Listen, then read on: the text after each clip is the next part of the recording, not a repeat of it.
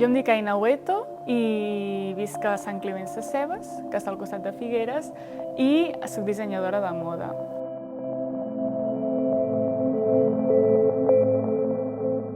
Principalment el que vull destacar, i que seria el concepte general, és la connexió que tenim amb l'aigua. L'aigua és el concepte principal de la meva col·lecció, el que m'ha inspirat a desenvolupar totes les prendes, ja sigui en tema materials, colors, teixits, etc.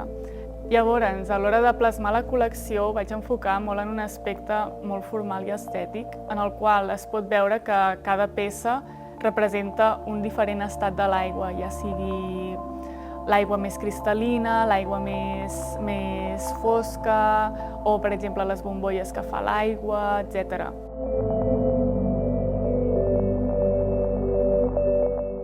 Llavors, a l'exposició, el que es veurà serà una mica el procés creatiu i juntament amb els resultats finals que estan plasmats a través de fotografies, vídeos i algunes mostres de teixit on es veuen els punts principals de la col·lecció, que són els que la defineixen.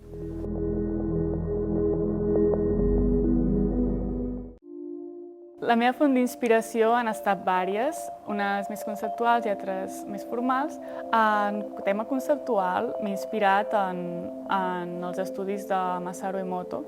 que van ser els que van plasmar principalment el concepte de memòria de l'aigua, que em va semblar un concepte realment molt curiós. I a partir d'aquí llavors vaig començar a pensar en la idea de construir el cos i a partir d'aquí crear formes molt voluminoses i molt abstractes. Independentment de plasmar la col·lecció a través de les formes de l'aigua i diferents textures que pugui tenir, també vaig voler plasmar una part més conceptual, que era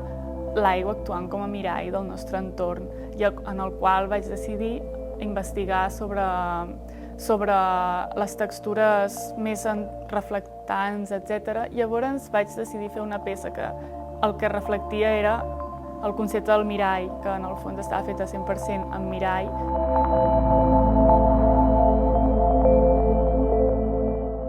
Veig el meu futur com a dissenyadora i com a artista enfocat en un aspecte d'investigar sobre la funcionalitat de la roba, dels teixits i una mica sobre el confort i la comoditat de la persona en la roba, sense perdre aquest punt d'experimentació i de curiositat davant de nous conceptes i nous materials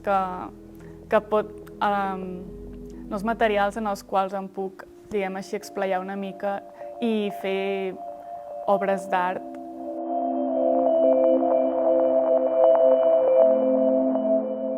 Tenir un somni, tenir una meta i seguir endavant i confiar, passi el que passi, i realment no tirar la tovallola, perquè al final s'acaba aconseguint i acaba sortint.